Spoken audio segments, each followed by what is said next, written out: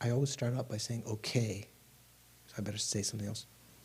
Now, let's begin with some meditation. Sit comfortably. Relax your body. If you actually tell yourself, relax your body, it helps. Relax your mind. Everything's okay, ultimately. Even in the relatively short term, in the course of time, all your problems will seem much less problem. Just like we know from our childhood, all the things that tormented us in the course of years, they seemed very trivial. Place your attention on the breathing with the intention of practicing concentration to develop wisdom, to be able to practice the bodhisattva path and devote ourselves to the welfare of sentient beings.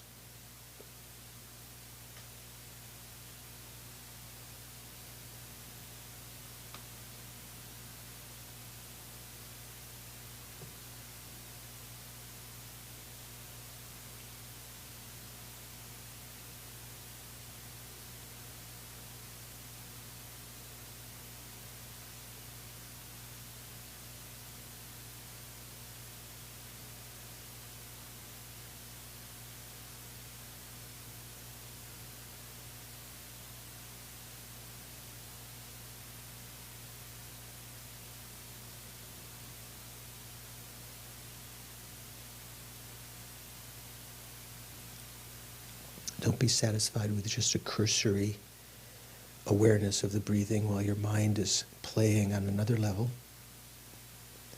Try to extricate your mental energy from all those other discursive thoughts and images and focus it on the breathing.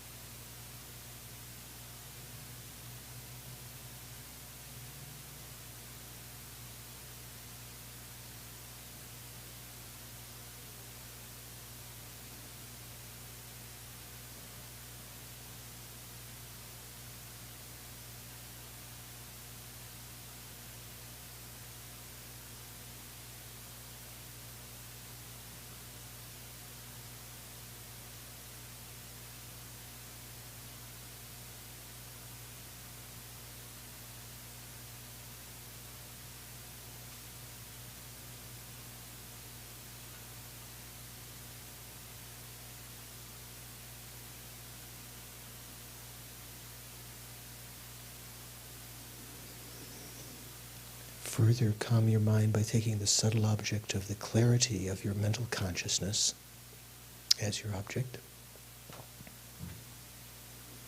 You can see the discursive thoughts that much more clearly as as arising within that clarity, so you're aware of their presence. Defocus on them. Refocus on the clarity around the thoughts, within the thoughts.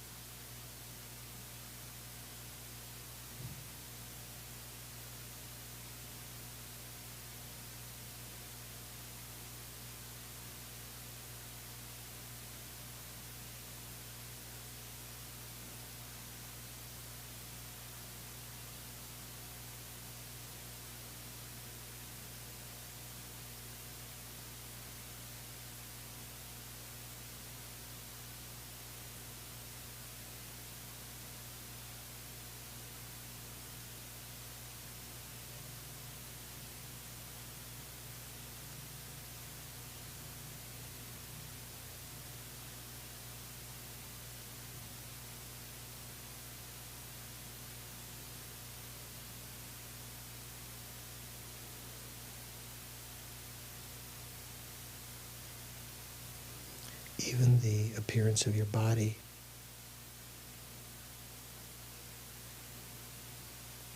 arising within the clarity of the mind can be ignored. Refocus your attention on the mind which perceives it.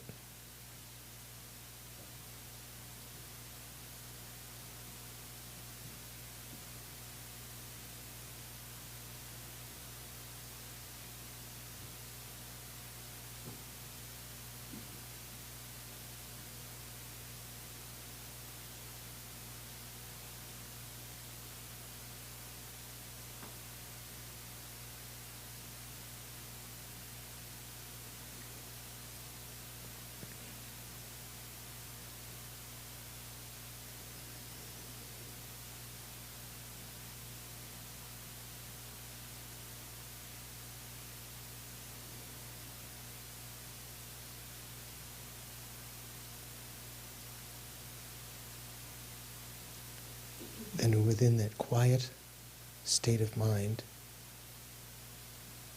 with very fine discrimination, try to recognize the object of negation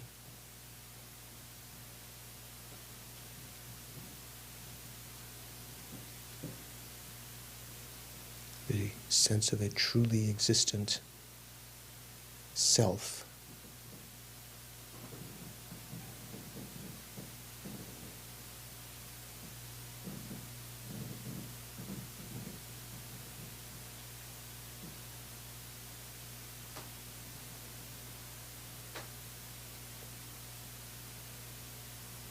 If you need to, at the beginning of meditation, sometimes to instigate that by some memory of being offended or being very strongly attracted to something or fearful. Perhaps it's something prevalent in your continuity of consciousness anyway.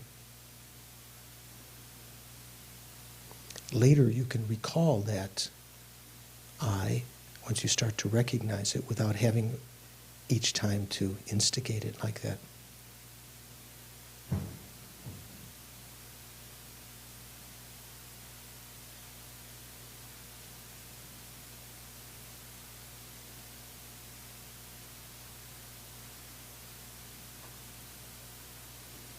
Perhaps this sense, subtler object of negation, of personal selflessness, is somewhat different than the gross self of persons, self-supporting, substantially existent person that seems to appear. There, that kind of person almost takes on the same quality as the aggregates, the controller of them. Here, on a subtler level, when you are observing this subtle object of negation, there's not necessarily that kind of discrimination, that it is related with the aggregates.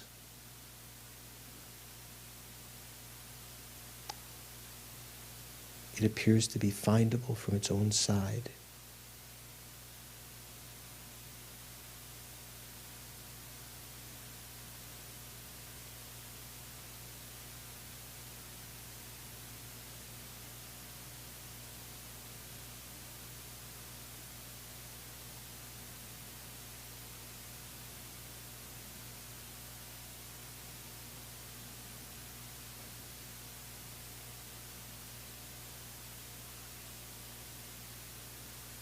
Remind yourself, if such an I existed as it appears, as truly existent, as naturally existent, findable, existing from its own side, it would have to be either one with the aggregates of body and mind, the 5 aggregates, would have to be truly one with the aggregates, or truly different than the aggregates.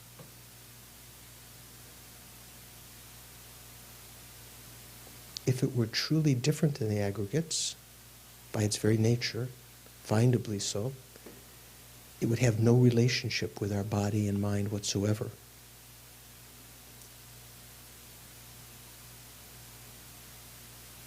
Try to think of the various fallacies of that, various absurdities that would follow upon that.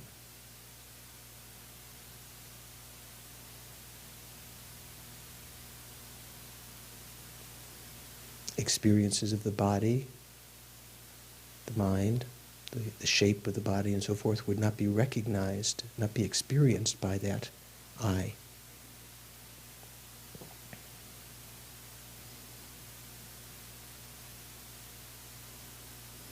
If it were truly one with the aggregates,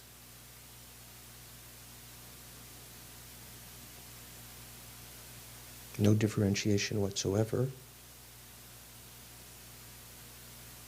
there would not be the ability to say my head, my aggregates. It would be the same as saying my I, myself.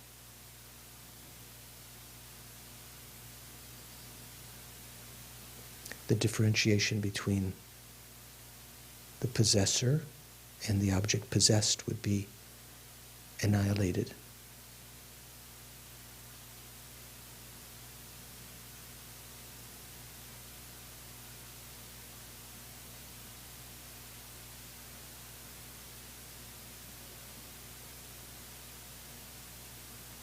Since this I would have to be either one with the aggregates or different than the aggregates inherently, and since it's neither of those, like a mirage, or like a reflection in a mirror that we attribute qualities of life and reality to, like a dream that we attribute reality to, and while experiencing it asleep, this self does not exist the way that it appears. It's empty of existing truly.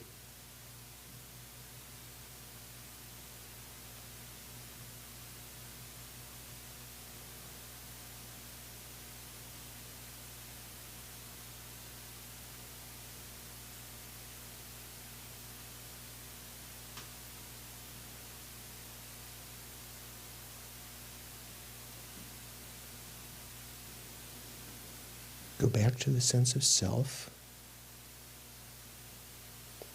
Recognize the object of negation. Remember the pervasion that if it did exist truly, it would have to be truly one with the aggregates or truly different. Use reasonings to eliminate those two possibilities.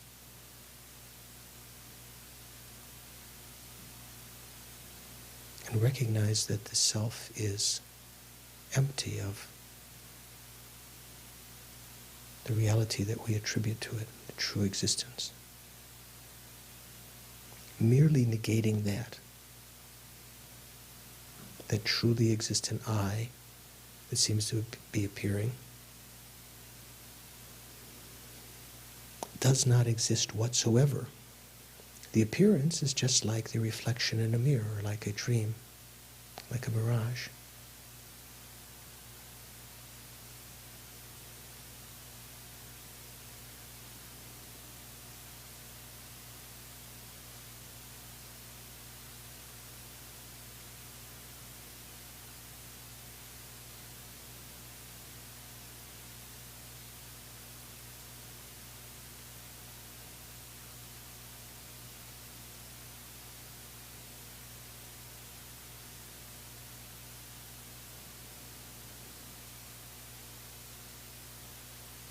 What's true of the self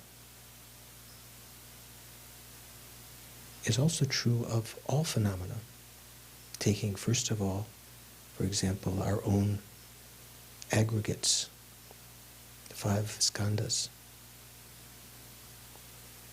Body, form, is empty of true existence. First try to recognize the sense of a truly existent body to your mind. A sense of a unified thing. The body, my body. It seems to be irrefutably present and existing. Findably from its own side. Not merely imputed upon the parts of the body.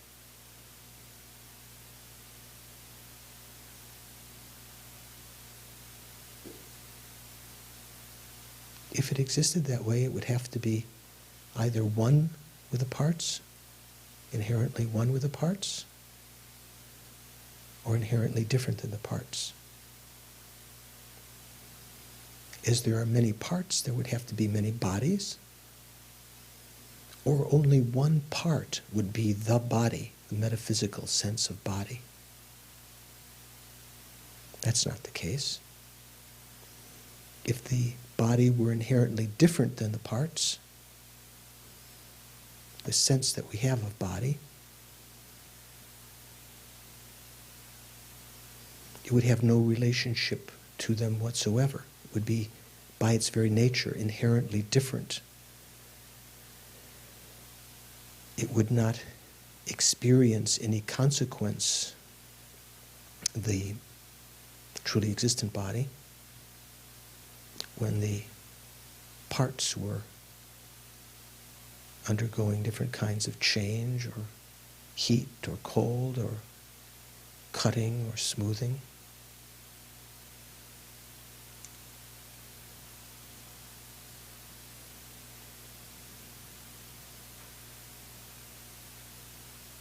So like the self, all phenomena are empty, such as the form, feelings, are feelings that seem so real and truly existent that we crave to perpetuate the pleasant variety of, try to eliminate the unpleasant feelings.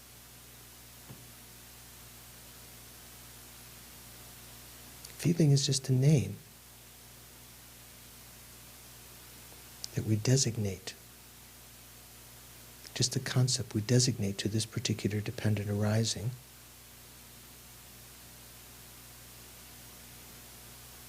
Does appear, does function, but it lacks the reality that we attribute to it. Because if a truly existent feeling, as our mind grasps, existed, it would have to be either one with the parts of feeling,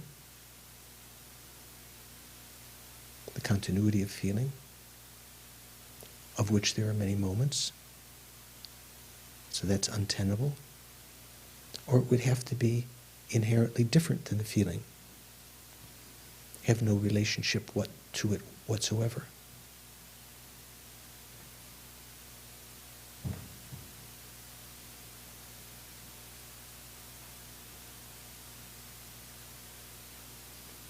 The feelings exist conventionally, but they're empty of true existence. Likewise, the discriminations, the discriminating quality of our mind, the mental factor discrimination,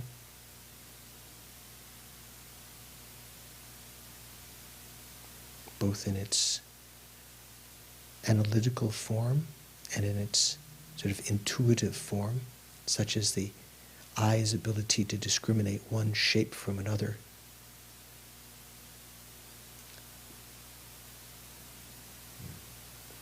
Rather than being unable to differentiate a visual field, the primary eye consciousness has that capacity, the mental factor, to be able to discriminate shape, color, forms. Mental consciousness has the additional ability to think about distinctions, differentiate.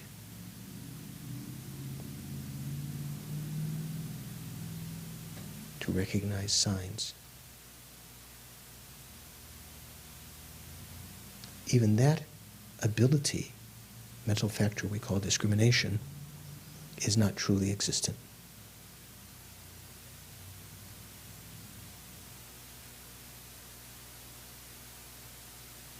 In the same way that the self, the body, the feelings were empty.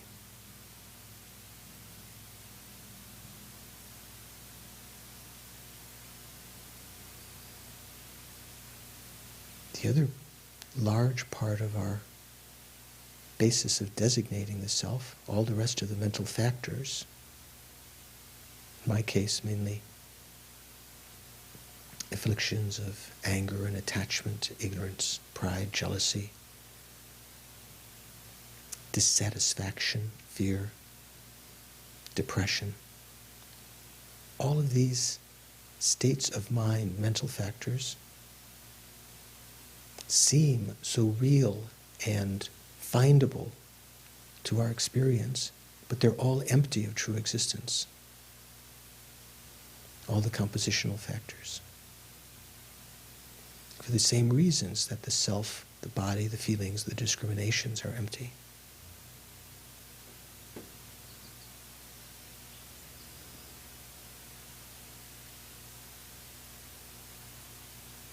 There is no truly existent anger, which is our often companion, constant companion.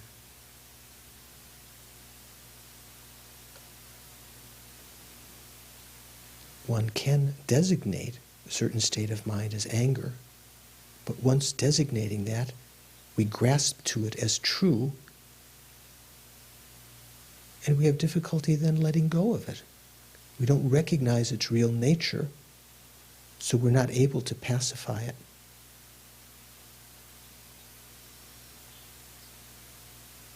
Also attachment, lust, greed, addiction, wanting something very, very much. Although we can counter that addictive mind with temporal antidotes, recognizing the disadvantages of the object of attachment and so forth,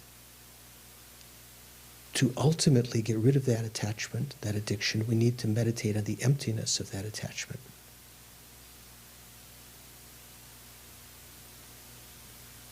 The fact that it's not truly existent assures us that it can be eliminated. It's a dependent arising. It's not truly existent. If it were truly existent, it couldn't change.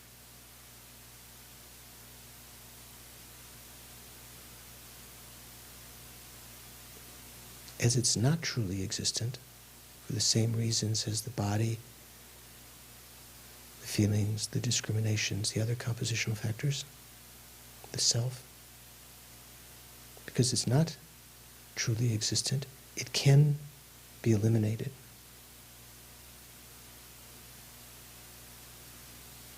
Even the consciousness, the primary consciousness of the 6 varieties, the eye, ear consciousness, nose consciousness, tongue, body, mental consciousness, their nature of being able to perceive the general entity of the perceptual field that we call primary consciousness.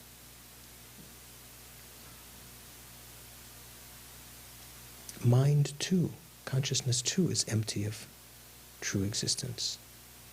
It's no more fundamental or real. It's merely existing as an imputation.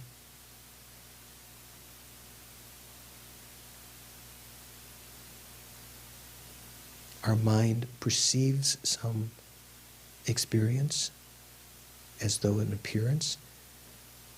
Thinking of that as mind, we grasp onto it.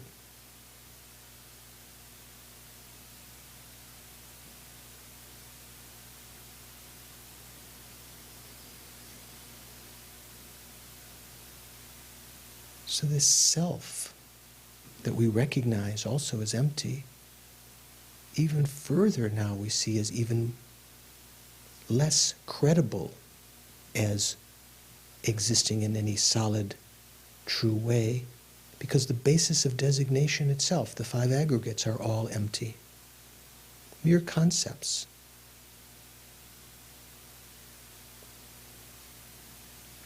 And the I, the self, is imputed upon those 5 aggregates, which themselves are only dependent arisings.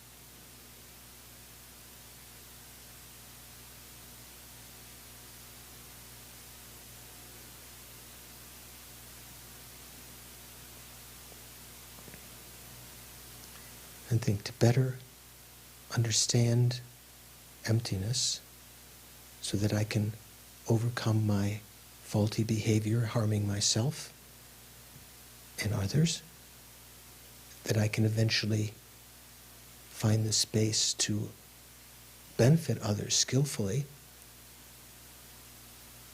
work for liberation and enlightenment. I'm going to listen, participate in the class tonight on the heart of the Perfection of Wisdom Sutra.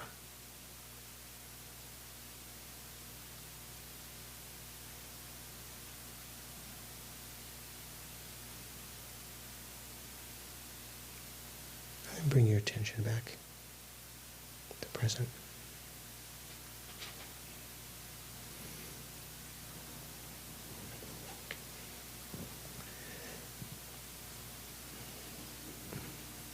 your badge? Say Kala Chakra.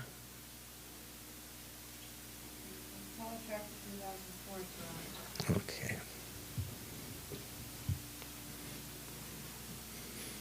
Everyone has to have a badge. I think some years ago when we were in Bodh Gaya, Jeffrey Hopkins had printed up a bunch of badges like that said, remember what it was? Dependent arising, Buddha's slogan. Something like that. You know how you have like different slogans.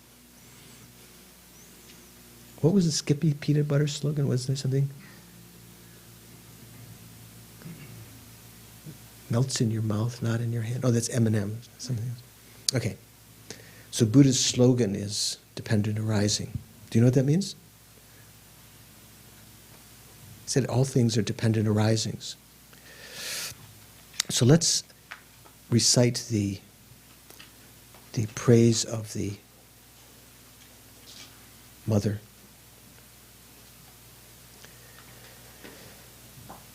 Ma sam ju me shera paru chin ma ke mingak nam ke ngo ni so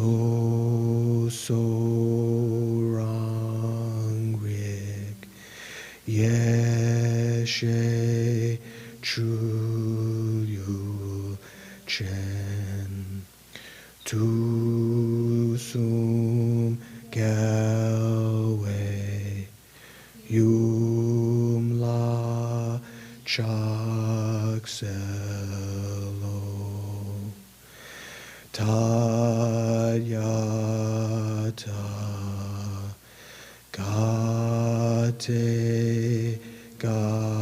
gate parasam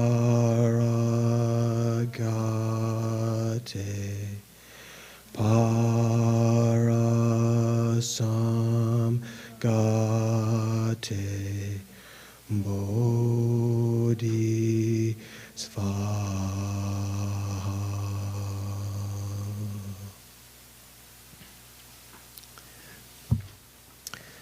Thus did I hear at one time. The Bhagavan was dwelling on massive Vulture's Mountain in Rajgriha, together with a great assembly of monks and a great assembly of bodhisattvas. At that time, the Bhagavan was concentration on the categories of phenomena called profound perception. Also, at that time, the Bodhisattva Mahasattva, Arya Avalokiteshvara, looked upon the very practice of the profound perfection of wisdom and beheld those five aggregates also as empty of inherent nature. Then, through the power of Buddha, the Venerable Shariputra said this to the Bodhisattva Mahasattva Arya Avalokiteshvara: how should any son of the lineage train who wishes to practice the activity of the profound perfection of wisdom? He said that, and the Bodhisattva Mahasattva Arya Avalokiteshvara said this to the Venerable Sharitvatiputra: Shariputra, any son of the lineage or daughter of the lineage who wishes to practice the activity of the profound perfection of wisdom should look upon it like this, correctly and repeatedly beholding those five aggregates also as empty of inherent nature. Form is empty, emptiness is form, emptiness is not other than form is also not other than emptiness. In the same way, feeling, discrimination, compositional factors, and consciousness are empty. Shariputra, likewise, all phenomena are emptiness, without characteristic, unproduced, unceased, stainless, not without stain, not deficient, not fulfilled. Shariputra, therefore, in emptiness, there is no form, no feeling, no discrimination, no compositional factors, no consciousness, no eye, no ear, no nose, no tongue, no body, no mind, no visual form, no sound, no odor, no taste, no object of touch, and no phenomenon. There is no I element, and so on, up to and including no mind element, and no mental consciousness element. There is no ignorance, no extinction of ignorance, and so on, up to and including no aging and death, and no extinction of aging and death. Similarly, there is no suffering, origination, cessation, and path. There is no exalted wisdom, no attainment, and also no non-attainment. Shariputra, therefore, because there is no attainment, Bodhisattvas rely on and dwell in the perfection of wisdom, the mind without obscuration and without fear. Having completely passed beyond error, they reach the endpoint of nirvana. All the Buddhas who dwell in the three times also manifestly, completely awaken to unsurpassable, perfect, complete enlightenment in reliance on the perfection of wisdom. Therefore, the mantra of the perfection of wisdom, the mantra of great knowledge, the unsurpassed mantra, the mantra equal to the unequaled, the mantra that thoroughly pacifies all suffering, should be known as truth, since it is not false. The mantra of the perfection of wisdom is declared. Tadya ta gate gate paragate para samgati bodhi svaha. Shariputra, the Bodhisattva Mahasattva, should train in the profound perfection of wisdom like that. Then the Bhagavan arose from that concentration and commended the Bodhisattva Mahasattva Arya Avalokiteshvara, saying, well said, son of the lineage. It is like that. It is like that. One should practice the profound perfection of wisdom just as you have indicated. Even the Tathagatas rejoice. The Bhagavan, having thus spoken, the Venerable Sharitvati Putra, the Bodhisattva Mahasattva Arya Avalokiteshvara, those surrounding in their entirety, along with the world of gods, humans, asuras, and Gandharvas, were overjoyed and highly praised that spoken by the Bhagavan.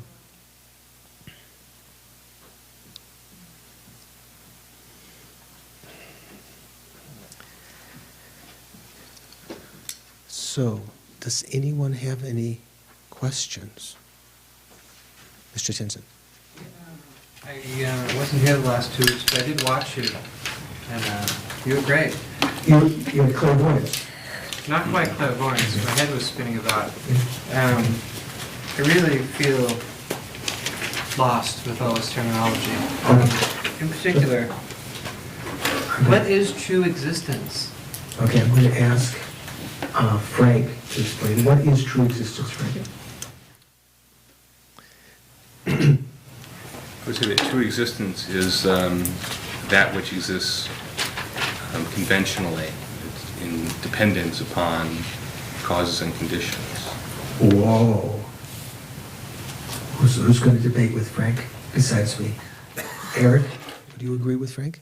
True existence is that which exists in dependence on causes and conditions? Come on. So everything that depends on causes and conditions is truly existent? Well, this is good. Okay. Depends on causes and conditions of true existence. According to my definition, yes. So things that... So that means all of the things that we encounter that are dependent on causes and conditions are truly existent. You have to accept that, right? That's saying that impermanent things are truly existent. Yeah, that's correct. Incorrect. That's incorrect, isn't it? So, true existence, I think, is something, it's something that our mind believes in. It's something that appears to our consciousness, a mode of subsistence or existence of phenomena, as though that phenomena really existed, really, truly. That's why we say true existence. In Tibetan we say dempar drupa, truly existed or truly established. Unlike, say, a dream. Don't talk about just the appearance of the dream. In the dream, it appears to you're dreaming. You're having some experience, maybe pleasant, maybe unpleasant. The dream I always think about is when I was in college, the nightmare that I'd gone through the entire semester and it was the last days before final exams and I hadn't studied at all. So that wasn't completely the case. So in that case, but probably pretty close. So the sense of some existence in this case, you're being chased by a dog in the dream. The sense that there really is a dog chasing you, and that there's really your body is just being nipped at by the dog's mouth, your heels, and then you wake up from the dream and you find out that it's your kitty cat scratching your leg that you were keying on, perhaps being nipped. But there was no dog whatsoever. in the sense that your mind was perceiving. There was an appearance of a dog, right? There is to our consciousness, all of our consciousnesses, our sense consciousnesses and our mental consciousness, phenomena appear in this way because of habitual familiarization over numberless lifetimes. They appear to be findable, you know, like this box of, should I mention again? Chocolate-covered turtles. What do we call chocolate turtles? Did you use the? They're vegetarian turtles. At Christmas, that was always our favorite when I was a kid. So there is, like, say, this box, let's just say the box, seems to be something irrefutably present here. You would say, da, right? Or duh, how do you say it? Da, of course, what are you talking about? But the Buddhists would say, there is a box. The way that box exists, or this box exists, is different than our mind is perceiving, different than the way it appears to and is perceived by the eye, different than the way our mind conceives of it. What appears to us is a collection of parts, let's say, colors, shapes, reflections here, configuration. And once we have terminology, the fact that I can call it a box, I say, oh, that's the chocolate box the George was talking about. That's the box, the turtle box. That's, in a certain sense, there is a turtle box imputed upon that collection of parts. That's the only kind of box that exists, turtle box exists. A conceptual, conventionally existent box that's merely imputed upon the parts. But as soon as I impute that, give the name box, it immediately, the next thought moment, it appears as though there really is a box existing from this side, that it's not just a name I've given, that there is a truly existent box, findable from its own side.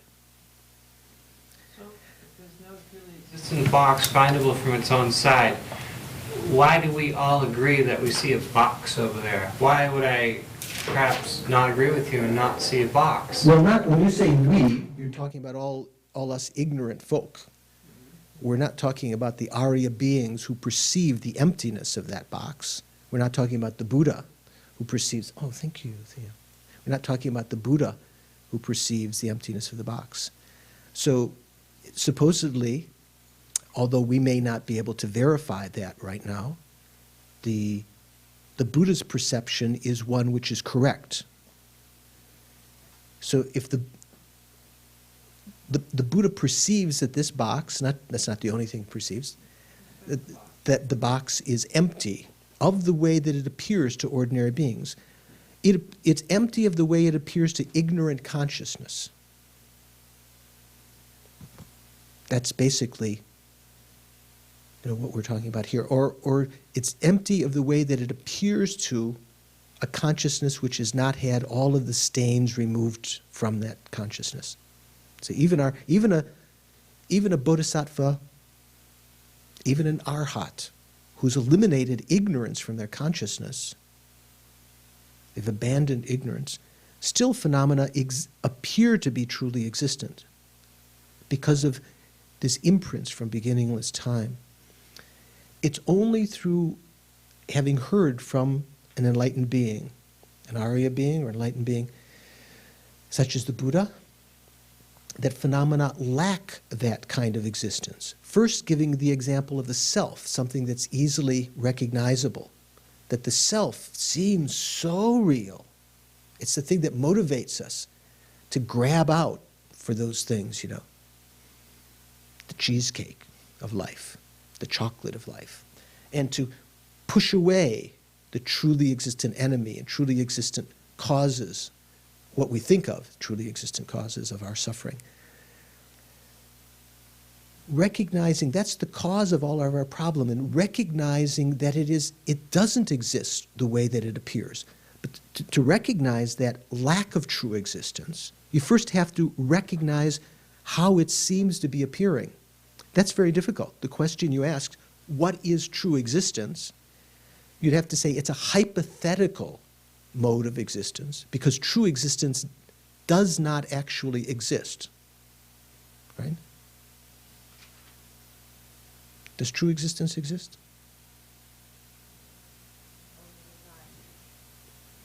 True existence. I mean, there's the theoretical concept of true existence. You could say that exists, but actual object of intention of true existence doesn't exist. There's no phenomena which is truly existent. Something which exists from its own side the way that it appears to ignorant consciousness as findable within its parts. When we say, camera, there's a sense that there's a real camera there. But what is camera? Camera is just a name that we impute to that collection of parts. If you're not satisfied with the merely imputed, conventionally existent camera that does exist, just the concept camera as a phenomenon, it does exist. But the way that when you start to think about it, it blows your mind, that is, camera is just a name. It does change over time. The camera might get broken, the parts separate, and you could say the camera is broken or the camera is faulty today or something. You can say that legitimately, conventionally. But to our ignorant minds, we conceive of, when we say camera, we think that there's a real entity called camera there, existing from its own side, as though it's findable somewhere in its parts. Like the essence or soul of camera, like my camera, when you just got it, my, what was it in Lord of the Rings? My precious, yeah, my precious. How did he say it? Oh, you've got a future. My precious, my precious stash, my peanut butter, my brandy, or my coffee. As though there's something really there. That kind of state of mind predisposes us to making many other kinds of errors. It induces all of the other delusions, all of the other afflictive states of mind. So true existence doesn't really exist. True existence is a hypothetical mode of existence that appears to our consciousness. Like, say, for instance, the existence of water in the distance in the desert. When you're viewing a mirage, there is the appearance of water, but there's no water really there. That appearance, which we call a mirage, is empty of water. Did I say that? Would that make sense? The mirage is empty of water. Or the shadow on the wall, when you're a kid and something frightening, is empty of boogeyman. So what keeps us from non-trivialism? Nothing exists. What would keep us from that is having been trained by the Buddha's path, first in the law of cause and effect. What we say, karma and its effect. Usually we say, lei dang debu, which means karma and phala. We don't usually say cause and effect. Sometimes we say cause and effect, but in terms of mental events, we say karma and its results. So once you're trained in that, you've been inculcated from the beginning in the conventional reality that phenomena do have defining characteristics. A vase is defined as something, a person is defined as the being imputed upon the five aggregates and so forth. They're definitions. You begin to recognize that phenomena do have a conventional existence. Once you're presented that way, first of all, so you don't fall into the nihilistic position, you're shown that although they have a conventional existence, they're empty of this hypothetical mode of existence. When I say hypothetical, what I mean is it's not a real mode of existence. It's not just something thought up by the mind. It actually appears that way to the mind, and our mind believes it. Like Santa Claus coming down the steps really looks like Santa Claus If you're a kid, you think it is Santa Claus. But if you're older, you know, it's coming down the steps, looks like Santa Claus, but you know it's actually Dorje. You know? Have you ever been to Santa Claus, Dorje? Not yet. Just wait. You could be for your nieces and nephews, right? Okay, that doesn't have to be. Okay, so Louise keeps on. No, Louise's next. She was shooting up her arm. True existence was ultimate existence, but I'm understanding they're the opposite. True existence and ultimate existence, they would be hypothetical synonyms. They're not actual synonyms, because for two things to be synonymous, the two things have to exist. True existence and ultimate existence don't exist. They're referring to that same thing.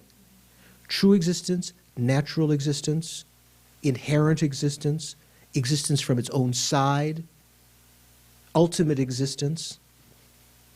There's a difference between ultimate existence and ultimate truth.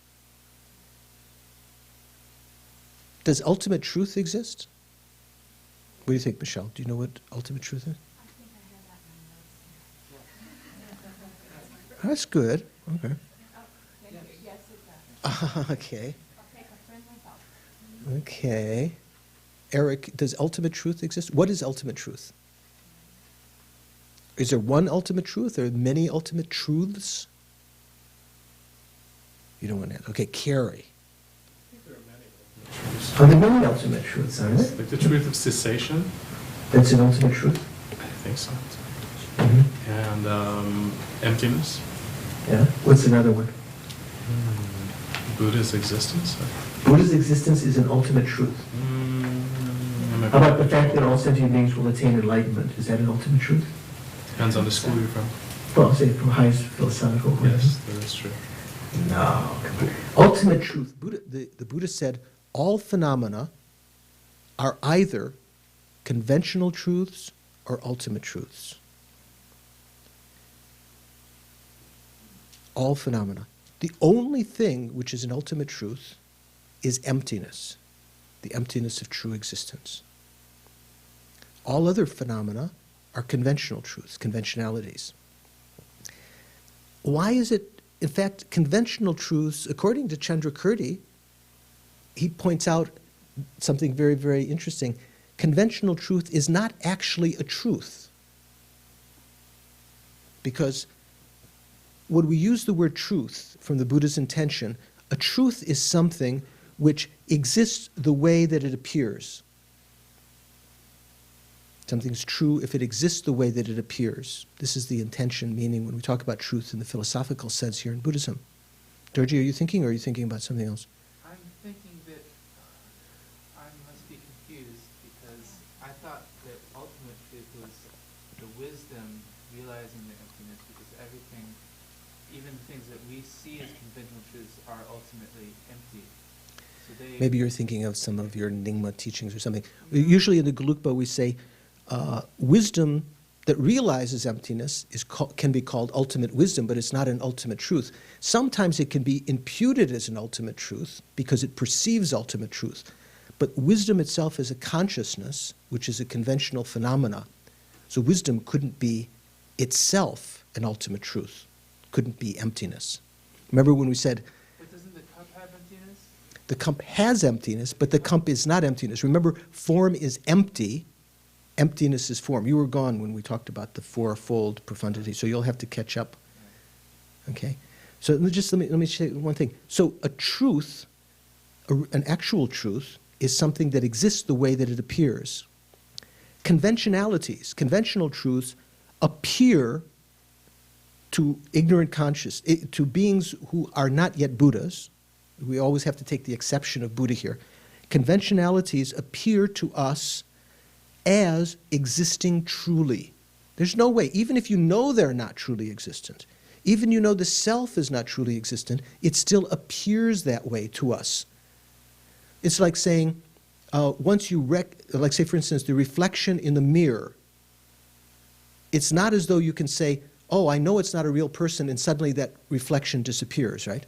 The reflection is still there, but now you know it's not really a real person. So that's like what happens to an individual up until the 10th bhumi. The only time that we realize ultimate truth directly, that phenomena are empty, is in meditative equipoise, when the phenomena themselves no longer appear. The conventional phenomena, say the sense of self, conventionally existent self, or even the erroneous conception of a truly existent self. Nothing appears to that consciousness except the ultimate truth. Why is it called ultimate truth, emptiness? Because it exists the way that it appears. It appears to be non-inherently existent, and it is. All other phenomena other than emptiness appear to be truly existent, but what? Are not. Venerable. An ultimate truth, or is ultimate truth the fact that things are empty, or do we say the emptiness of the cup is an ultimate truth? Mm-hmm. You can say that. In a way, maybe Carrie could have been right in the fact that there's a specific emptiness for each thing. Wait a second, what did Carrie say? I don't want There are many- to be so cavalier to say that he might have been right. There are many emptinesses, or there are many ultimate truths. And then he has, well, I didn't Because there are criticize many- that, did I? Did I say that? No, he That was one of the things he said. I didn't say everything he said. He said some words that were could words. have been right for the wrong reason. But there might have been some things he said that were right, but there were some things He said that were wrong. Okay? So when we talk about ultimate truth, ultimate truth is emptiness, right? Ultimate truth means emptiness. And what does emptiness mean? The cup is empty of water? What does emptiness mean?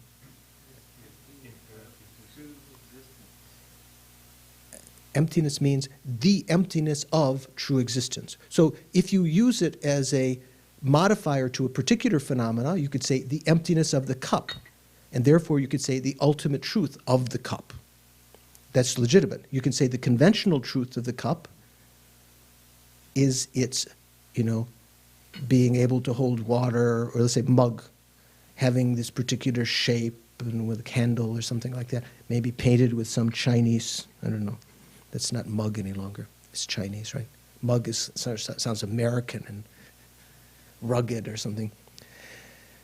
So if you used it to apply to particular phenomena, you could say ultimate truth of this, ultimate truth of that, and so you could say every phenomena has an ultimate truth, but that ultimate truth is the same. It is the absence of true existence, but ultimate truth doesn't exist as some abstract thing without phenomena, just like ultimate truth. Ultimate truth only exists independence. Emptiness only exists independence upon some phenomena. The ultimate truth of this book is the emptiness of this book of being truly existent. You could say, well, what are you talking about, George? This book is there. How can you? You're holding it in your hand. I'm not refuting that. There is some dependent arising here, collection of parts, but the concept of book that I impute upon that, once I say book, it seems like there is a real book existing from its own side, coming back this way at me. Someone else was eagerly. Frank, were you pumping your arm? I want to touch on something. Part of his question was about, there's a box there and we all see the box. Mm-hmm. And that gets to something that bothers me a lot that I'm always working on. And that is that if I'm all by myself in the universe, I can imagine that everything that I'm seeing is coming from my dependence upon my mind due to my karma. So when I see something out there, my mind is causing it. This sounds more like mind-only school, doesn't it? my afflictions are causing me to perceive it, and then causing me to adhere to it being real.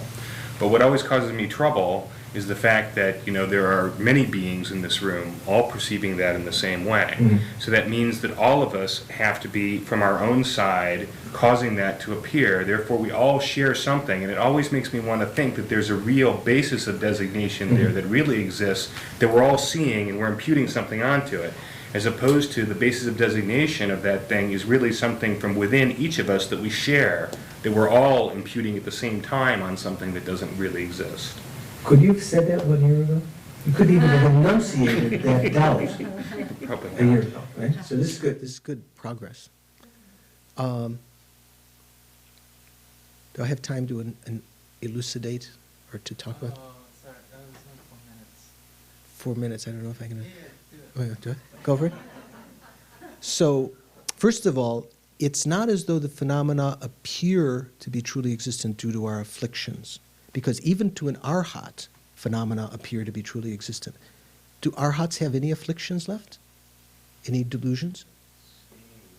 They have stains. I'm talking about afflictions, the delusions, the klesha. They've ceased. They have true cessation of all of the afflictions. They have reached nirvana. 8th level bodhisattva, 9th level bodhisattva, 10th level bodhisattva, and the 3 pure bhumis are also in a similar situation. They have eliminated all of the afflictions. But even to all of them, other than in meditative equipoise on emptiness, when only emptiness appears, as the next phrase in the Heart Sutra goes, in emptiness, therefore, in emptiness, there is none of this. So other than in that point, when they arise from that, they don't even have to open their eyes, they just feel, or the gross mind, the mind is no longer absorbed on emptiness. Phenomena, conventional phenomena appear to the consciousness, and that the very appearance to the consciousness is one as though that phenomena existed from its own side due to the imprints that prevent omniscience within our consciousness. It's only when that, what we call shedib, the obstructions to all-knowing, it's only when those are eliminated that one can perceive the 2 levels of truth simultaneously with one consciousness.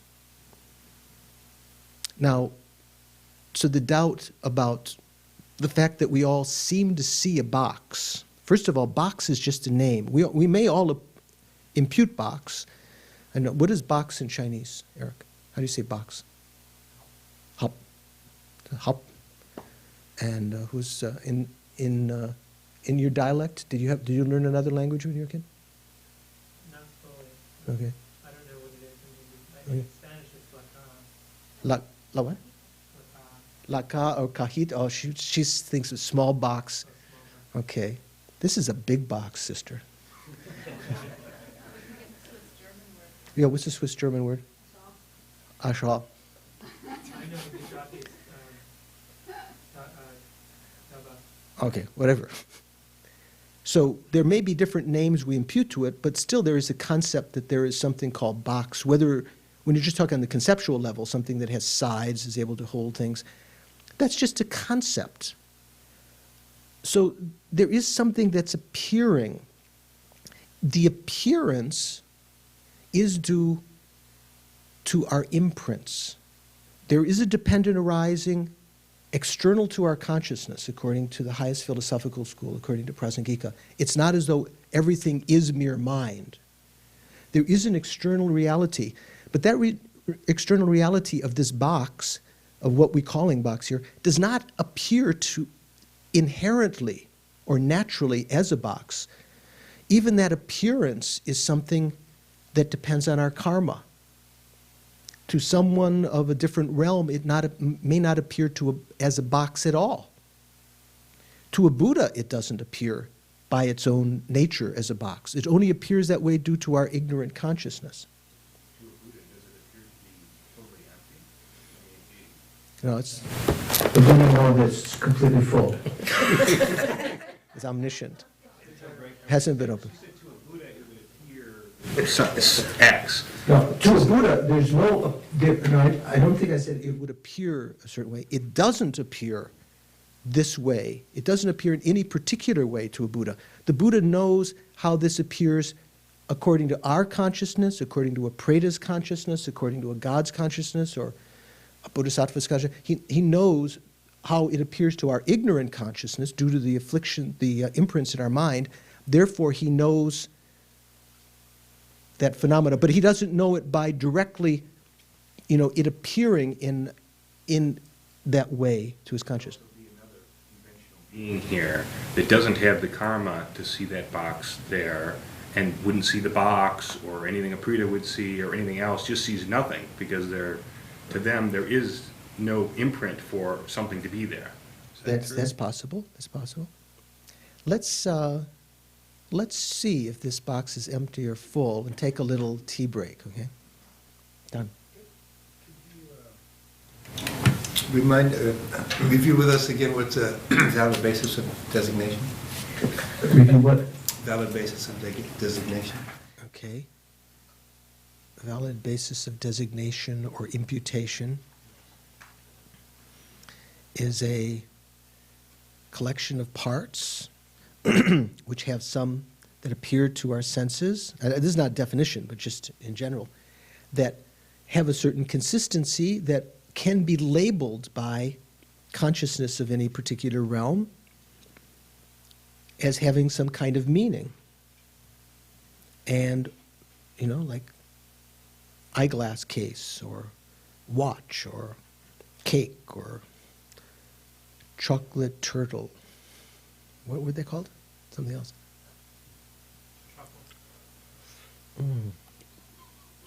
Churtle. Churtle. Hang on, no. Or chocolate. Mahasuka. This was our sog today, earlier. Did you get one, Venerable? Oh, two. Oh. Right. Be careful. You're supposed to be a vegetarian. No turtles. So a valid basis of imputation appears to the consciousness of sentient beings due to their collective karma. That's why it appears, everyone would say there is something. Here's a chocolate turtle here, or there is a wristwatch. Before they give the name wristwatch, they would just say, yeah, I see that silver thing sitting on the table. It has some glass piece on it. And then you say, that's a wristwatch. Then for them, before that wristwatch didn't exist, you'd say, no, George, they saw the wristwatch. But for them, wristwatch didn't exist. There was just some hunk of metal here that they were imputing as hunk of metal. Later, when you have explained a wristwatch has certain characteristics and say, this is a wristwatch, they have the concept of wristwatch on that basis of designation. A correct basis of designation is one in which is not refuted, the designation can't be refuted by other conventional cognizing consciousnesses. It's not going to, like for instance, if I say, oh, this is a dog. Oh, no, this is a canary because I heard it a little while ago, it chirped. Like sometimes at the hour or some, it might chirp, or your cell phone. You say, oh, that is actually a band because it played Brahms' concerto a little while ago. That's not a valid basis of designating a symphony orchestra, or this is not a valid basis for designating an actual canary. You could call this canary, kids could call it, oh, my canary, because it chirps. That's just giving a name. You could designate this anything. You could call this canary, but actual canary that people recognize as canary has certain characteristics. This is not a valid basis for designating a canary. So let's go a little bit further in the Heart Sutra. Otherwise, we'll just talk about everything else other than the Heart Sutra. Actually, we're talking about the Heart Sutra all the time, but so we talked about the fourfold profundity, so to speak, and the eightfold profundity last time.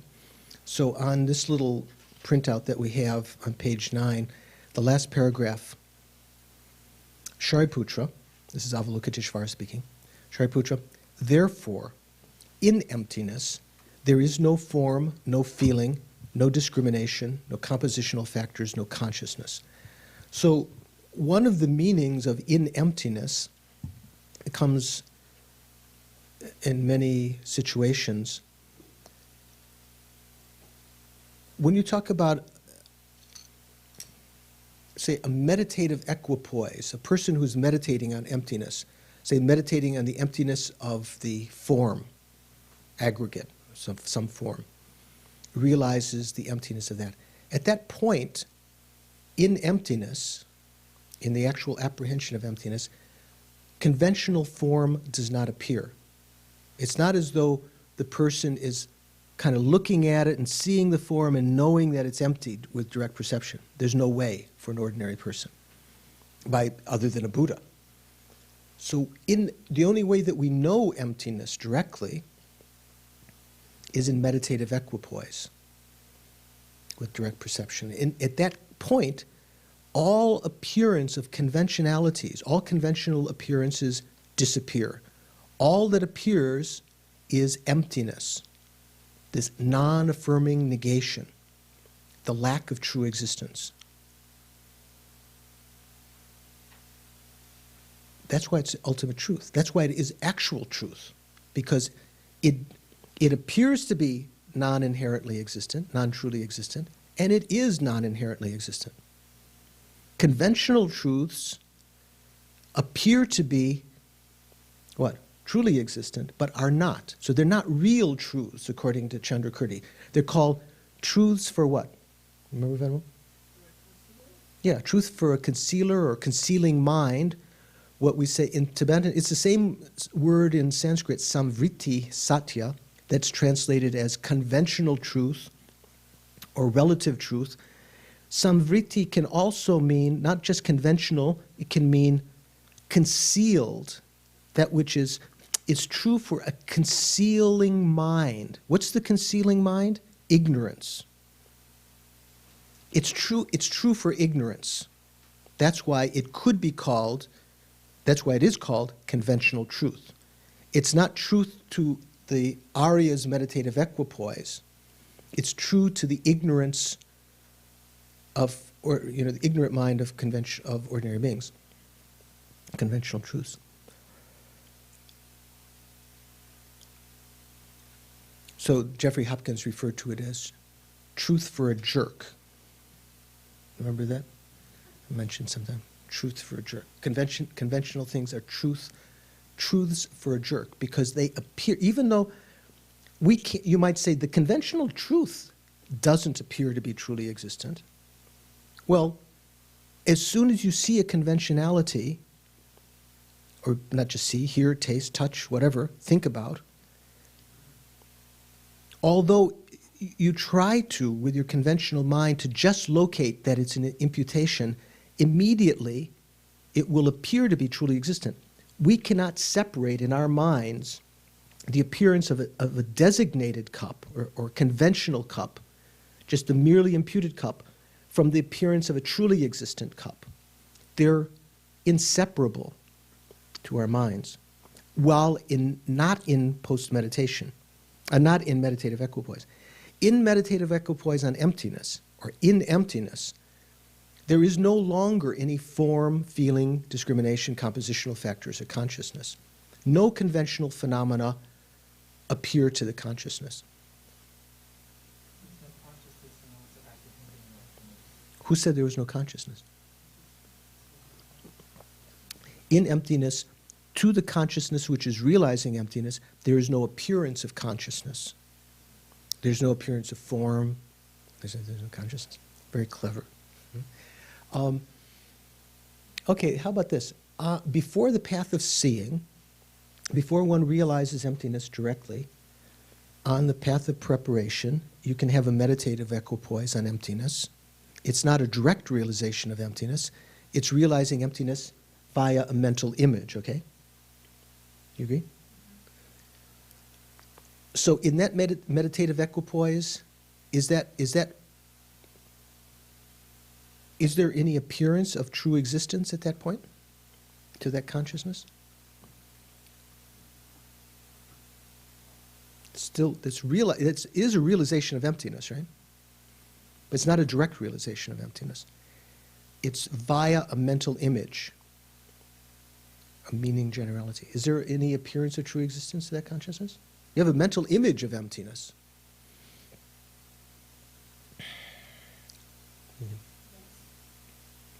What?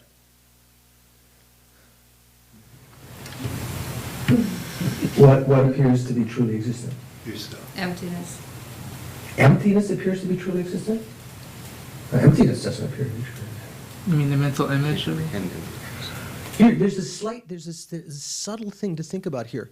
See, there's a mental image of emptiness. It's getting thinner and thinner as you get closer to the path of seeing.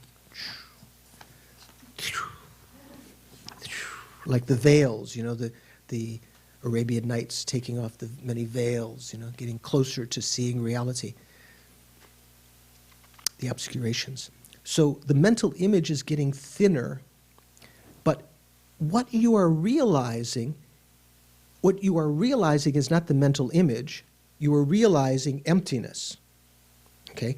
But the mental image is a conventional phenomena that is appearing to your consciousness. So at that point, that's not what's referred to here when it says in emptiness. This is referring to a direct realization of emptiness, when there is no appearance of conventionalities at all. Some lamas I've talked to perhaps don't make that differentiation. Lama Tsongkhapa and others point out that, technically you have to say this, that before direct realization of emptiness, when you have a intellectual understanding, an intellectual realization, conceptual realization of emptiness, although you're realizing emptiness, there's no doubt about it. That's the object that you're realizing. Sort of like, remember the example we talked about in Low Rig, when you were kids, you had this thing, you put in this little piece of cardboard with little positives in it. Did you ever do this? It had the Eiffel Tower, Disneyland, I don't know, Cape Canaveral, what? Viewmaster, okay. So, although, you had to sense that Disneyland or Cape Canaveral was out there somewhere, right? Sort of optical kind of feeling. Let's say you were perceiving or knowing, I said perceiving, knowing Cape Canaveral. You know what Cape Canaveral, what is it called now? Cape Kennedy, where they send the missiles up. Not missiles, what are they called? Yeah, they're missiles, the spaceships. It sounds like nowadays they probably send missiles up. So you are perceiving that. That's what you're realizing, but you're realizing it through a mental, an image. You're not actually focusing on this image. You're knowing Cape Canaveral via that image. That image is appearing to your consciousness. So let's say there was a viewmaster of emptiness. Theo, we should go into business. Maybe we can bring back the viewmaster. In fact, it'll be very expensive. We can have, one will be the intellectual realization of emptiness, and one direct realization of emptiness. But at any point, that would be kind of like that. Say you have just like a view of empty, clear light, that you view through here. But still, although you might, in a sense, be perceiving clear light, or maybe you might say empty, what's appearing to your consciousness is still this positive little, what do you call it? In Italian, they have positiva, as opposed to a negative, The thing is a positive image. You know what I'm saying? Not like a slide that you have to project on the wall or something. You can see right through it.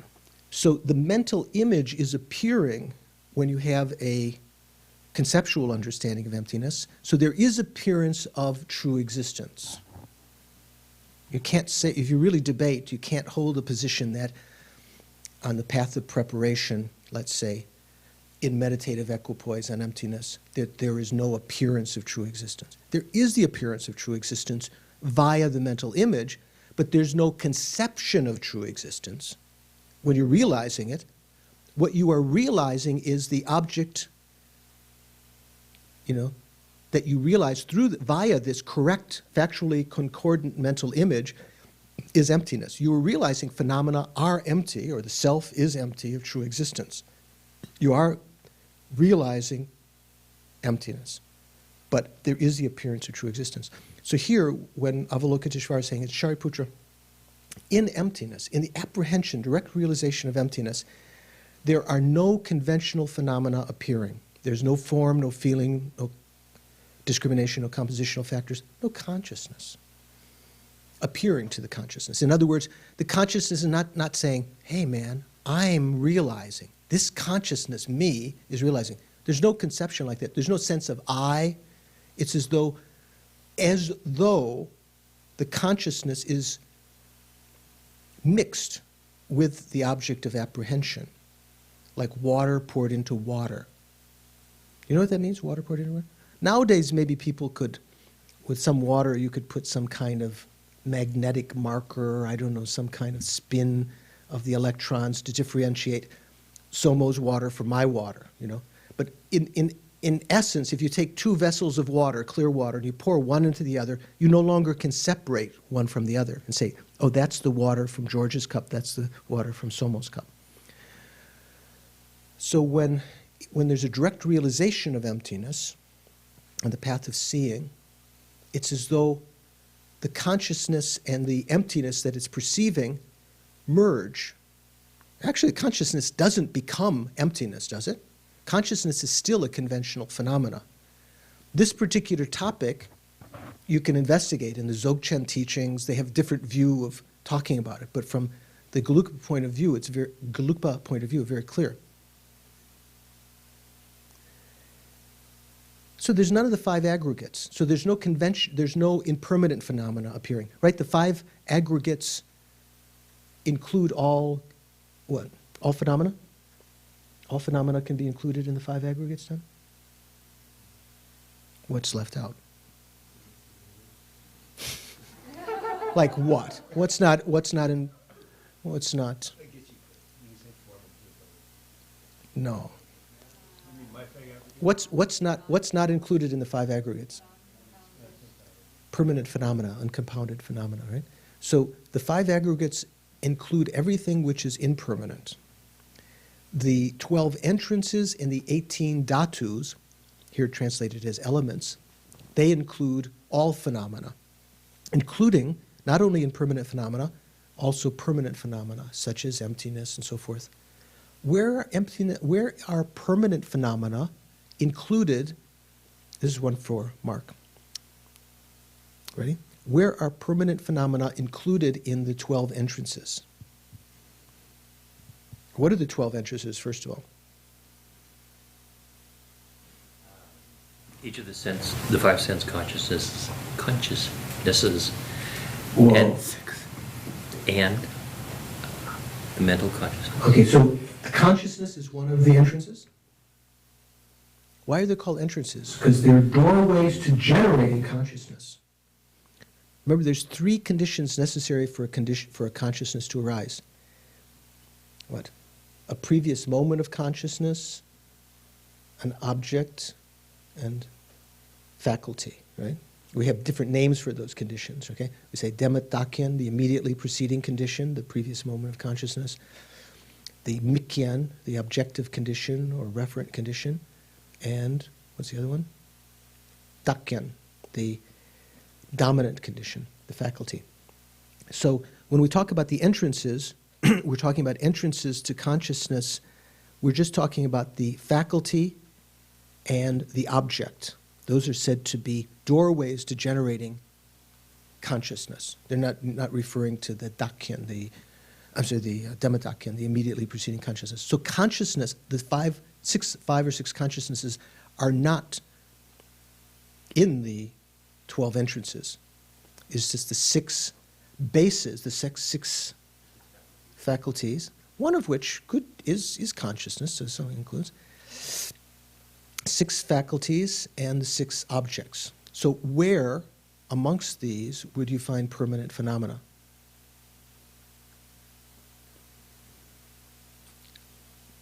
Are any of the 6 faculties permanent?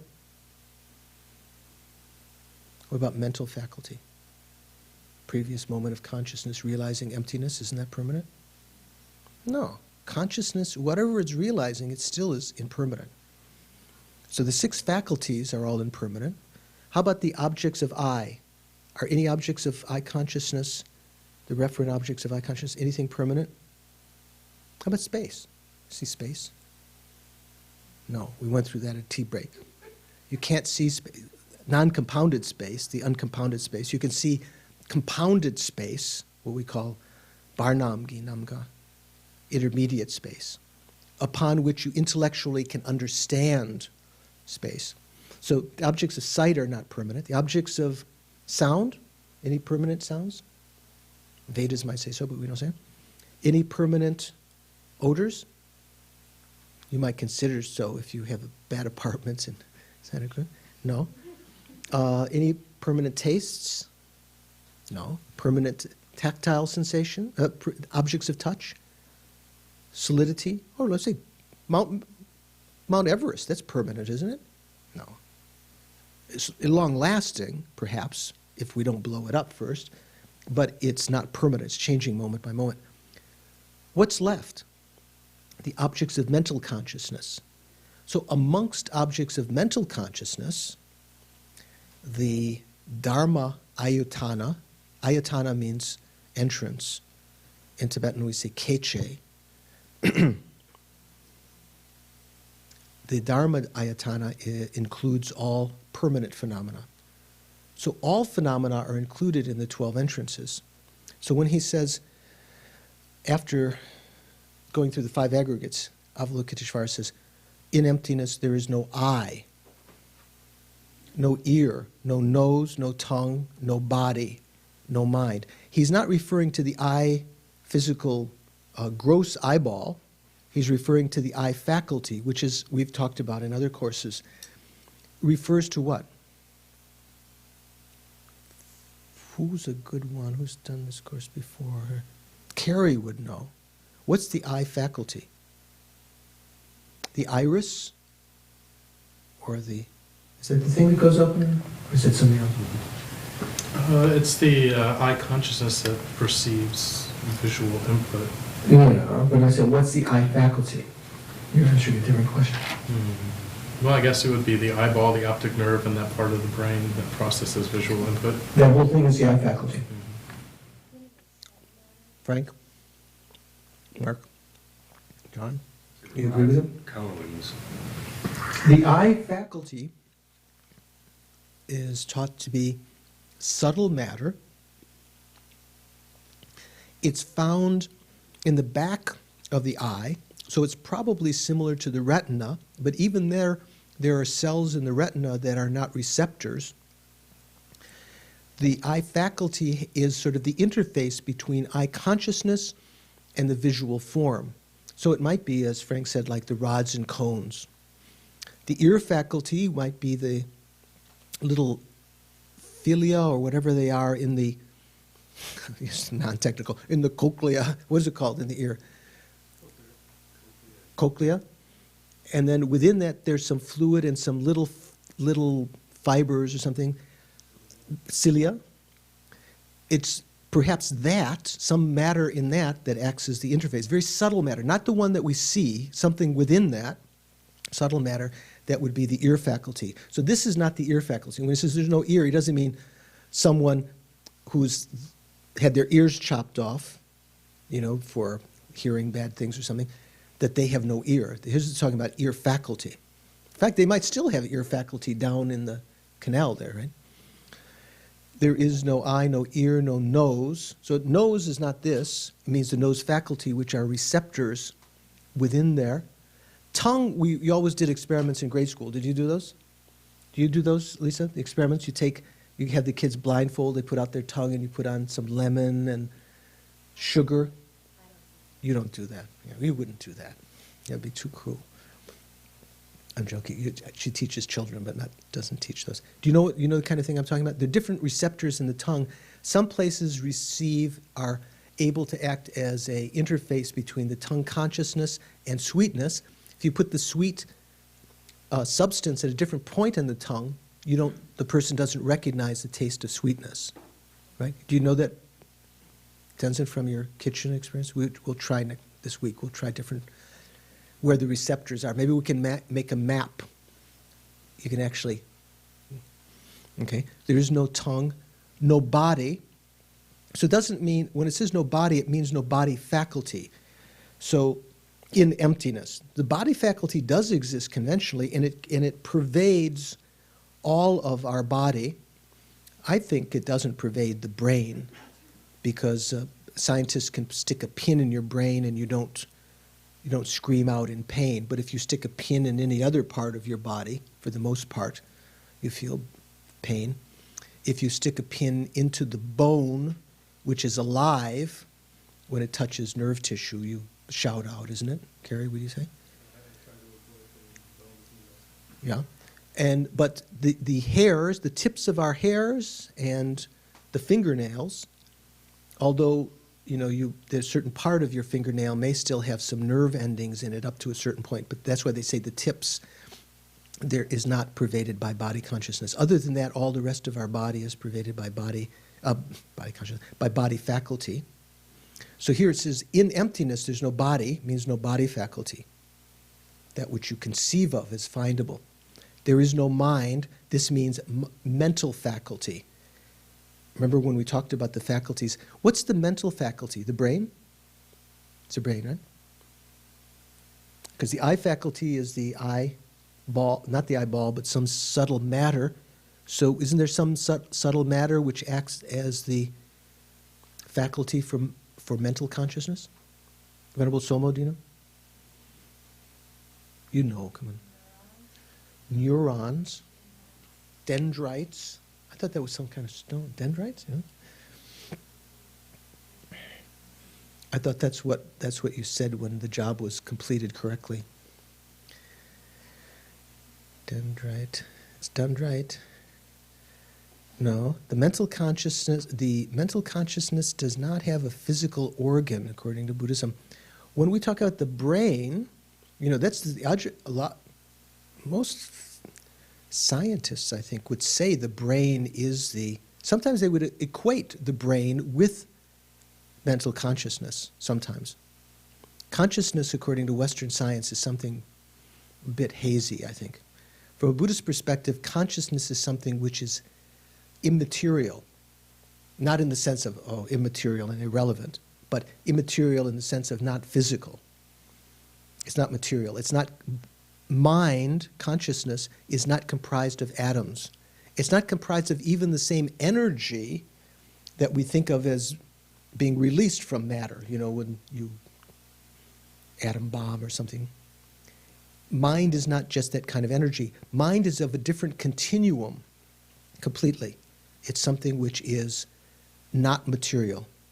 It's unobstructing, clear light nature. That's what we meditate on, that, the experience of consciousness. So, although to Western science it seems the brain, some people might even say the brain is consciousness, although it's kind of hard to see what they mean. Maybe there's some idea what that means to them. Maybe they think it's without the brain there can be no mind. But we know from meditators that it's possible in meditative equipoise, all the mental activity stops. The prana upon which the mental consciousness resides goes away from the brain. Let's say in tantric meditations, the consciousness may not be active there at all. The consciousness is still existing. Consciousness kind of pervades throughout the body and doesn't depend upon a physical thing as its organ. The mental organ is said to be what? The heart? No. Subtle drop? No, Venerable. We talked about, we don't have our whole low-rig class here. Who's Don? What's the mental consciousness? What's the mental faculty?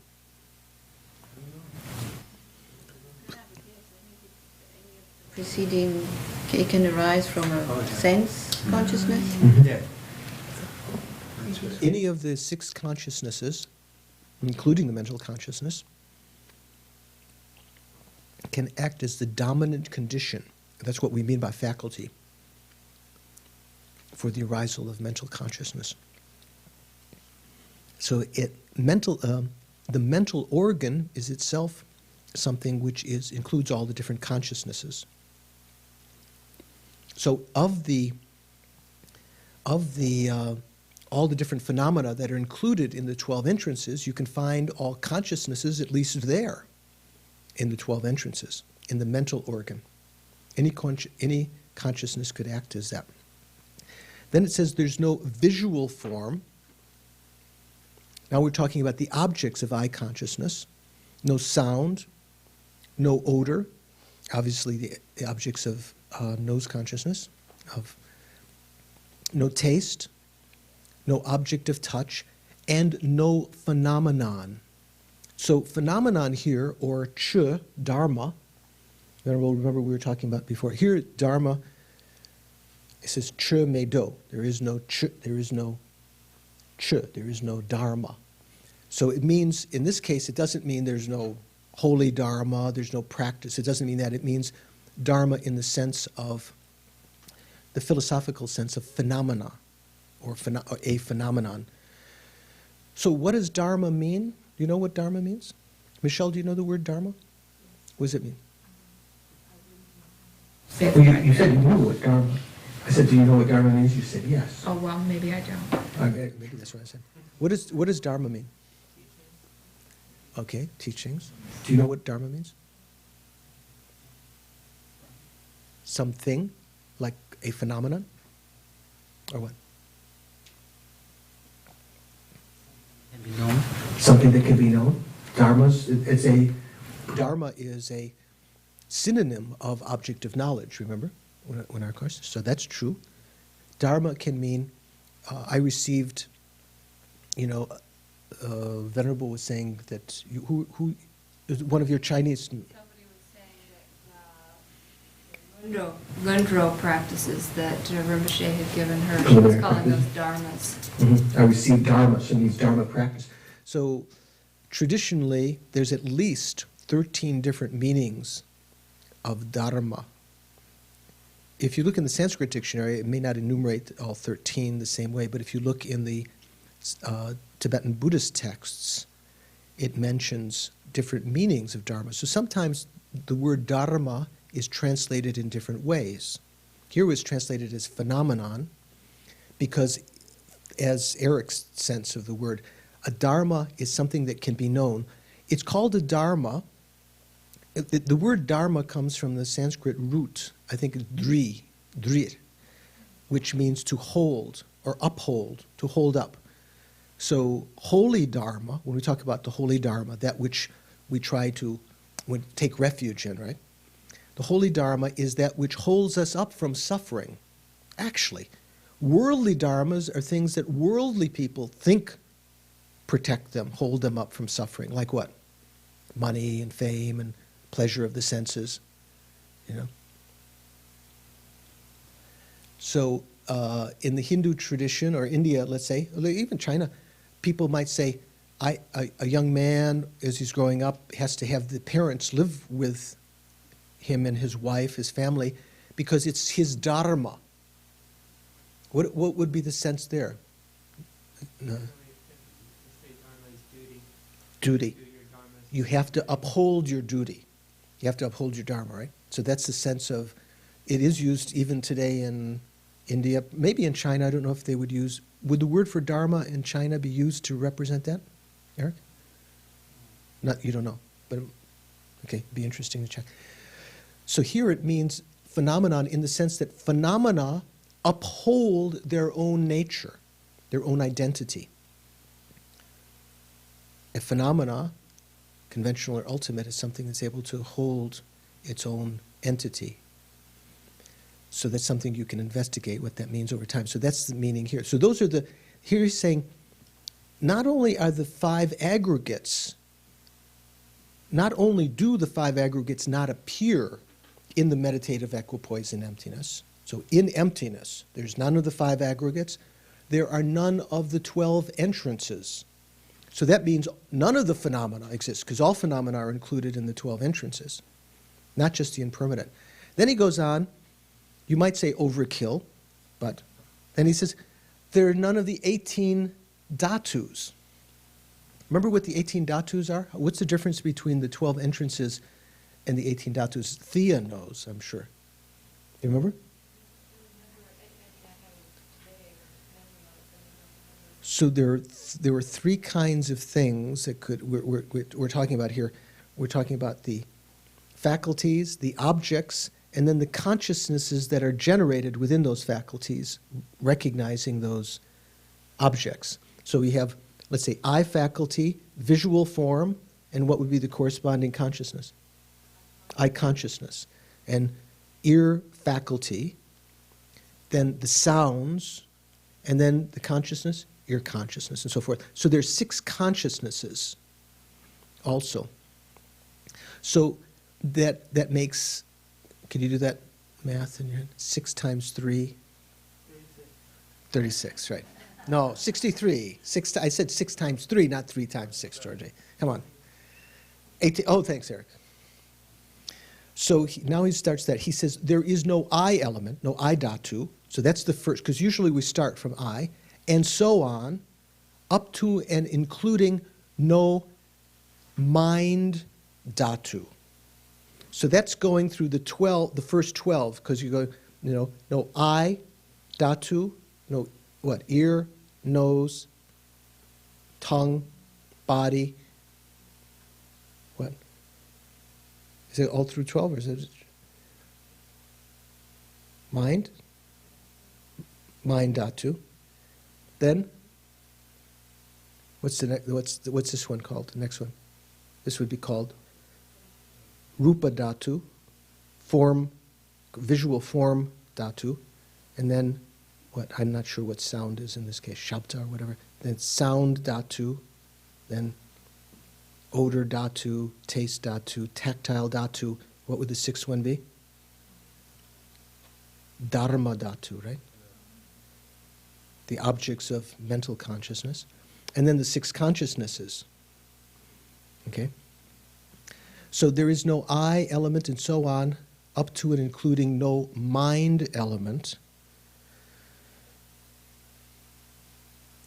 and no mental consciousness element. So what's the mind element? Which one of those, of this first 6, second 6, third 6? There's only, obviously, if you're looking, there's only 5 here. I don't have 6 digits, but I'm pretending this is 6. So I have to think of another 6. 6, 6, and 6. 6 faculties, 6 objects, 6 consciousnesses.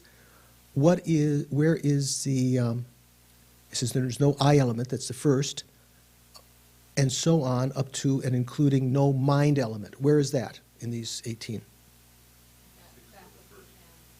Which one? This one? Where? This one? The 6th finger, the hypothetical 6th finger, or maybe this is the first, the last one, right?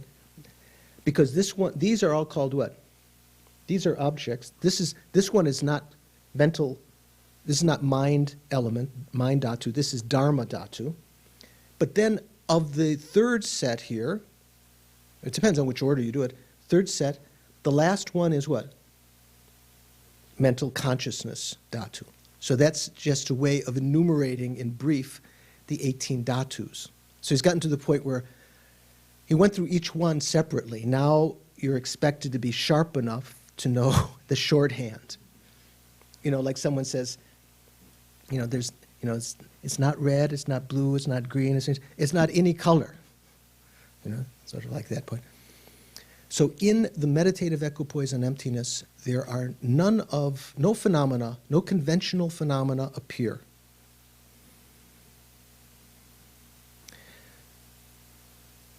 Well, among mental consciousness, let's say among the Dharma dhatu and among the Dharma ayatana, isn't emptiness there? Because it says in emptiness, there is no, let's say, no Dharma dhatu. But in emptiness, isn't that dharma dhatu? In the meditative equipoise on emptiness, the consciousness, what it's perceiving is the object of mental consciousness, isn't it? Which is, by definition, dharma dhatu, or dharma ayatana, if you talk about the 12 entrances.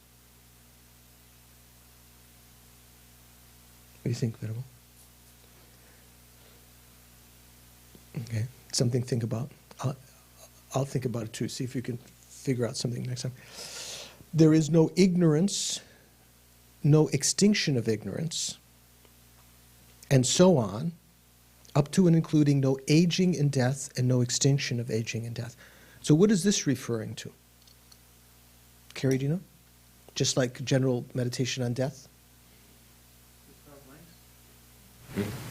No, it just says two things. Ignorance and death. Because it says up to and including, right? Doesn't it say something like that? No ignorance, no extinction of ignorance, and so on, up to and including no aging and death, and no extinction of aging and death. But the 12 links has something called no ignorance. No ignorance. Ignorance is the first link, right? But is extinction of ignorance? That's not one of the 12 links, is it?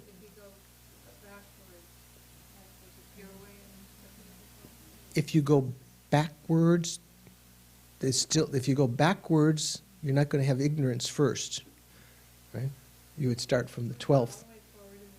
Okay, so there's 4 different meditations on the 12 links. Do you all know what the 12 links are?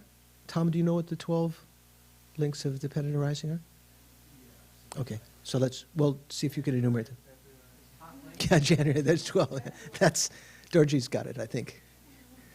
Very good, Dorji. Do you know, Tom? Can you enumerate them? Ignorance, grasping. That's not the next one. No.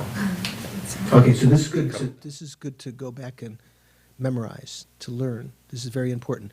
I remember at Kopan many years ago, one of the monks who was the cook, he had many knives. He had brought them. You may know him, John, what's his name? We call him Pelge, John Doet. I think he's out in Arizona now doing acupuncture. He went from knives to needles. My joke. Anyway, he wanted to do a summer retreat, and he asked Lama Yeshe what to meditate on. And Lama said, meditate on the 12 links, dear. Because you might wonder, well, how do you meditate on the 12 links? The reason for meditating on the 12 links is to get a very special, in-depth understanding of the evolution of samsara. Usually you can understand samsara and its causes and how to end it by meditating on the Four Noble Truths, right? That's how the hearers mainly meditate on to attain liberation. They meditate on the Four Noble Truths, the Shravakas, right? What did the Pratika Buddhas take as their main meditation? The 12 links. They meditate on a deeper understanding. So in the history of Buddha's teachings, the 12 links are very, very important. It's kind of like another way of understanding samsara, not contradictory to the Four Noble Truths, but more in depth. So as a result of ignorance, there is what? Karmic formations. The formation of karma. That karma leaves an imprint on consciousness. So as a result of karma, there is a consciousness which is stained by that karma. As a result of that, somewhere in the future there will be name and form. Name and form mean what? Means the 5 aggregates, because one could read that name and form, nama rupa, but sometimes the way that it's in Tibetan, we take it name with or without form. Why could it be without form? How could you have name without form? What does that refer to? In the formless realm, there are 4 aggregates. There's no gross form aggregate. According to Tantra, there's still a subtle consciousness. I'm sorry, there's 4 mind aggregates, mental consciousness. There's no form aggregate in the formless realm. But there's still subtle form, subtle wind, according to Tantra. But according to Sutra, which say there's no gross form. So it just, in the formless realm, person is imputed on the four aggregates, the name, that which is capable of being named. That's one of the etymologies of why the four other aggregates, conscious aggregates, are called name. So name and form, that means is essentially rebirth. So as a result of ignorance, there is karmic formations, leaving imprint on the consciousness, as a result of which there can be rebirth with name and form. As a result of name and form, the evolution of that, what takes place? The six faculties can arise. It's number 5, the six faculties. As a result of six faculties arising, what can take place? The mental factor contact. As a result of contact, there can arise feelings. As a result of feelings, there can arise craving. Either craving to get good feeling, keep or perpetuate good feelings, or to eradicate bad feelings. As a result of craving, that can intensify to grasping. That grasping at the time of death causes the karmic imprint on our consciousness from another life, the third link, to mature, and that's called becoming. Am I at the right place? No. Becoming. Becoming is actually, let's say, of the 12 links, some are afflictions, some are karma, and some are suffering. Which of the 12 links are karma? Well, the second link is, isn't it? Karmic formations. This is not karmic formation. This is actually consciousness upon which a karmic seed has been laid. Becoming is also karma. It's karma, karmic seed, which is now ready to give its fruit. It's like in the 12 links, which Tom, you say you've seen, it's like the lady, pregnant lady, just ready to give birth. It's called becoming. So it's a karmic seed that's ready to give its result. Then the 11th link is what? As a result of becoming, there is rebirth. And as a result of rebirth, there's inevitably aging and death. Or we can say death with or without aging. Remember we said name with or without form, literally? Here, literally, it's death with or without aging. How could you have death without aging? Here's a consciousness, enters into, let's say, if it's egg, enters into the cup one instant, the next instant, the fertilized egg, okay, enters into the fertilized egg, enters the fertilized one instant, the next instant, it leaves. So that's death without aging. There's no, aging would be the second instant. The first instant is not yet aging. The second instant is aging. Actually, the moment after your consciousness entered into the fertilized egg,